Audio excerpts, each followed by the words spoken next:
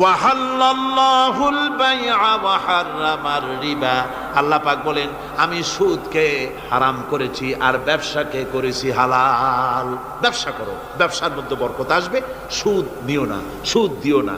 আজকে সুদের প্রচলন চলছে। আল্লাহর আইন না থাকার কারণে এমন একটা জঘন্য ধরনের অপরাধ আমার জাতি করছে, সুদের মতো নিকৃষ্ট পাপের সাথে গোটা জাতি জড়ায় গেছে। ঠিক কিনা কর? সুদ খাওয়া এবং দেওয়া কি? জোরে বলেন কি? এই সুদের মধ্যে রয়েছে ৭০টি গুনাহ। তার ছোট্ট গুনাহ হলো নিজের মাকে নেকাহ করা। জোরে কর নাউযুবিল্লাহ। এই মারাত্মক গুনাহ গোটা জাতি জড়িয়ে আছে।